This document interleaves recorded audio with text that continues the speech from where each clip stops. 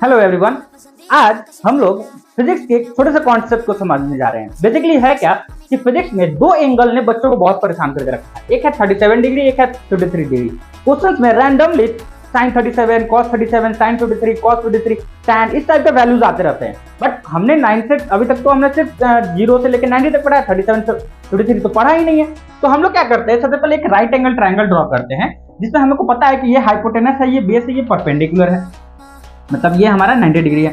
देखो यहाँ 37 डिग्री है तो सबसे फेमस हमारे पास एक राइट एंगल ट्रायंगल होता है जो कि होता है 3, 4, 5 वाला। ऐसा तो याद है ना सबको, एक राइट एंगल ट्रायंगल ऐसा 3, 4, 5। तो हम क्या करते हैं, छोटे एंगल के सामने छोटा साइड को रख देते हैं 3, हाइपोटेनस जो कि सबसे बड़ा साइड होता है तो ये तो 5 होगा ऑटोमेटिकली, बच क्या गया 4, मतलब ये हो गया 4। अब इस ट्रायंगल के हेल्प से हम लोग sin 37 का वैल्यू इजीली लिख सकते हैं।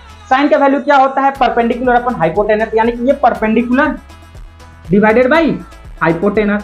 cos 37 क्या होता है, बेस बाई हाइपोटेनस, ठीक है, सॉरी बेस बाई हाइपोटेनस। हाँ तो ये हो गया बेस बाई हाइपोटेनस, क्लियर है। tan का वैल्यू होता है sin अपॉन cos, यानी कि tan का वैल्यू हम लोग क्या सीख सकते हैं, परपेंडिकुलर अपॉन बेस, तो यह हो गया परपेंडिकुलर डिवाइडेड बाई बेस, यानी कि 3/4, ये ऐसा भी सही आ रहा है, ठीक है। sin 53 का वैल्यू भी सेम उसी तरीके से निकालेंगे। देखो ये बड़ा एंगल है तो बड़ा एंगल के सामने बड़ा साइड 4, ये हो जाएगा 3 और ये हो जाएगा 5। ये हमेशा 5 रहेगा, याद रखना ये दोनों हमेशा 5 ही रहेगा, क्यों, क्योंकि ये सबसे बड़ा साइड होता है हाइपोटेनस।